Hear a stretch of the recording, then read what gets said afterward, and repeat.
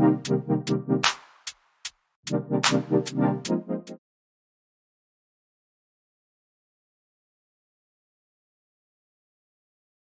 going on, everybody, and welcome to the other side of the Firewall podcast. We talk about the latest and greatest in cybersecurity news, as well as we highlight those movers and shakers and glass ceiling breakers, those people of color who've made it to the other side of the proverbial firewall. My name is Ryan Williams, and as always, I'm joined by Shannon Tynes. What's up? What's up? What's going on? So Monday, Tuesday are topics, Wednesday discussion, Thursdays Ask a CISSP, Fridays everything else, movies, books, games, all that cool stuff. But without further ado, I'll give it to Shannon. All right, everybody. This article is from techradar.com, written by Siad Fadlpashik. And the title of this one is Top Employee Monitoring App Leaks 21 million screenshots on thousands of users, right? So WorkComposer is the tool that's being used here, and it's linking screenshots of user activity on the clear web, right? And the reason it's so many is because this tool here that's being used by multiple companies, I imagine, it takes screenshots every 20 seconds, right? It's one of those things where employees are they're using it for different things, but the reason there's so many screenshots is every 20 seconds taking the screenshot.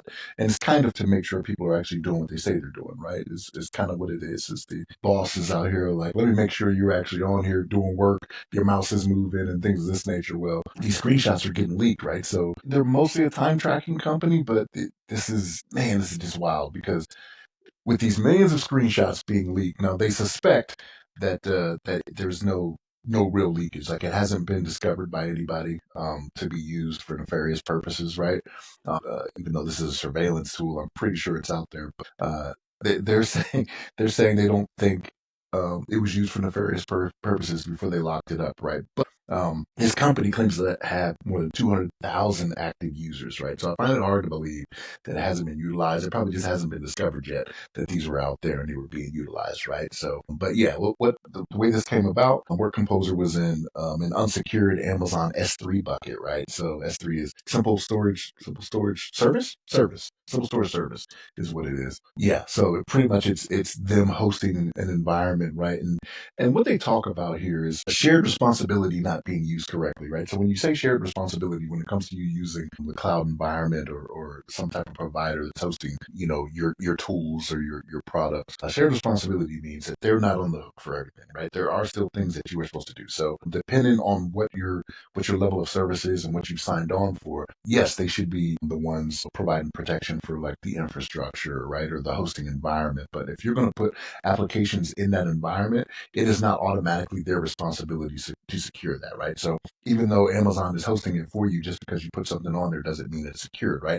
That may still be your responsibility, right? It's still your responsibility to train users on proper use of it and things like that they're supposed to do. So shared responsibility is one of those things where usually when it's a situation like this, that's kind of where the breakdown is, right? So is that the shared responsibility model is not being followed like it's supposed to be. But yeah, this is crazy because the convenience of having, your environment hosted by somebody else, like it is a good thing to have, right? Because in that essence, you're not the one that's responsible for taking care of the upkeep, the maintenance, the replacement, of the infrastructure, the servers, the computers, whatever it may be. Somebody's doing that for you. You just pay them for that service, but you have to make sure you're doing your part as well to keep this from happening. So yeah, this is, poorly protected databases, right? It's a common cause of data leaks. And they have a figure in here. Just this year, more than 2.8 billion with a B, we own these B's again, records were leaked across the web, right? And that's from businesses of different sizes, right? So it could be small business, medium business, large business. But yeah, when you have sensitive data in an unlocked cloud environment,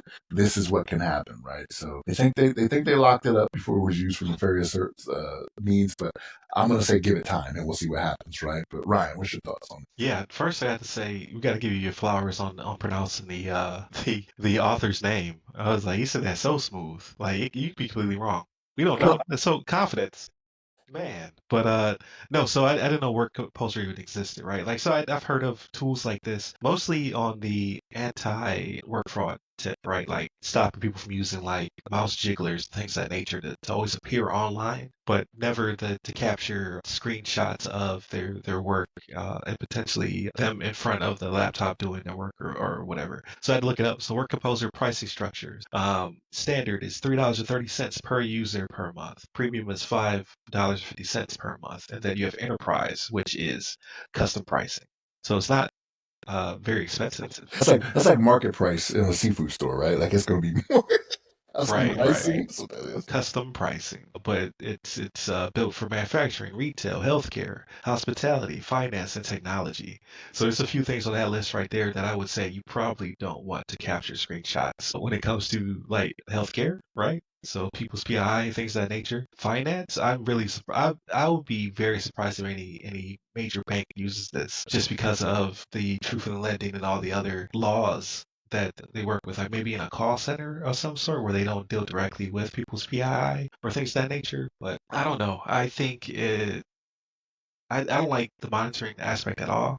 To be honest with you, like let's be honest, if I was in the office inside of a cubicle, I would be at the water cooler, or I'd be on my lunch break, or I'd be chatting up and still be the same level of production that if I was at home. I think the paranoia needs to stop. But that's a whole different topic when it comes to remote work. But then you have cases like this where, depending upon the severity of the leak, right? Like, so if it was not discovered, then great, they got a freebie. But if someone had been taking advantage of this and taking that data and it's ever attributed, like they're looking at a class action or worse, because you have to imagine how many pictures are out there, how much data could have been shared. So like maybe they dodged the bullet on this one, but we'll see in the future if WorkComposer does receive any type of legal action because Because something's attributed to them.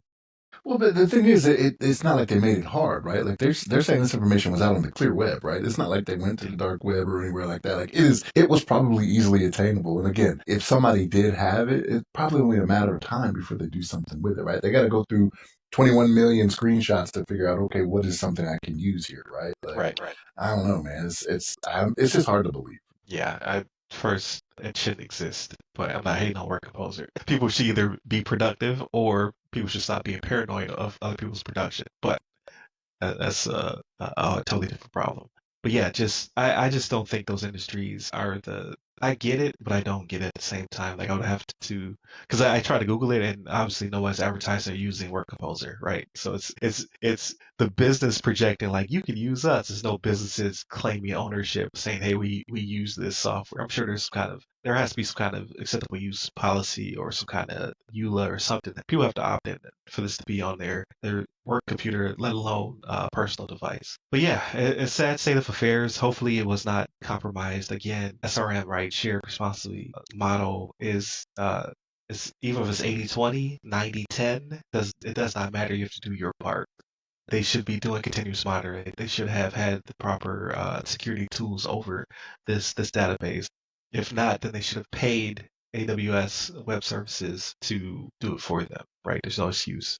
Can you though? Like, if I'm being honest, like, and I don't use cloud services like that. I don't know if there's ever a situation where the cloud service provider does everything. Like, it may be out there. I'm not. I am truly Right. pleading ignorant right now. But I think it's always the shared responsibility model. I think you can pay for even more, right? To a certain extent. Like I've never looked at this specifically, but again, that's the pricing. And you say, hey, can you do this for me? And they probably did. They sat there and did a business impact analysis and said, well, out of this $3.30 we get per person, how much are we gonna have to pay AWS out of that? Like, as how much will we net when this is all said and done? They were like, we can do it ourselves, and they didn't do it. So, or they didn't know to do it. That's also a problem. But with this being a technology company, you would think that they would have someone who understood it and that weighed the pros and cons from there. So I would lean on the side of they knew yet took the risk as opposed to they didn't know and the vulnerability bit them in the butt. So It'll come out that somebody's credentials were hacked and it was for the right. Like they were hacked in a different cyber event. You know what I mean? And then right, someone went to they work for attributed, service. yeah. Yeah, there you go. That's how it always happens. Yeah, more to come. So we'll keep tracking that. I didn't know this company existed, so I'll keep them on my radar. I like to Google and like as I think of stuff like, oh yeah, what was that company that we talked about? And then look and like, oh yeah, they're being sued for billions of dollars or not. Like again, like hopefully it was discovered before it was a vulnerability, but for it to be reported on, like, was this because they had to report and say that this was an issue because something was being attributed to them, or were they just being extremely transparent to their clientele, saying, "Hey, we had a leak, but we don't believe it to have been discovered. So just keep an eye out, right? to make sure nothing's happening in the background. Like, so it just depends on their governance and oversight, like who is telling them that they had to tell, or if they're just being transparent because they're like, this could have been a problem, and we just don't want you to be susceptible to it while we figure out how we're gonna, fix this vulnerability. But definitely continue to tune in. Again, Monday, Tuesday are topics, Wednesday discussion. Thursdays Ask a CISSP, and then Fridays everything else, movies, books, games, all that cool stuff. Hit us up all the websites that we go by, or terms and phrases, right? Like the more and more I look on the interwebs, we're associated more and more with the other side of the firewall, the other side of FW, or Ask a CISSP. We kind of cornered that market, so to speak, right? And then you can hit me up personally. I'm at RY Security Guy. That's RY Security Guy. You can find me pretty much everywhere, but LinkedIn is where I'm most active. Stay safe, stay secure.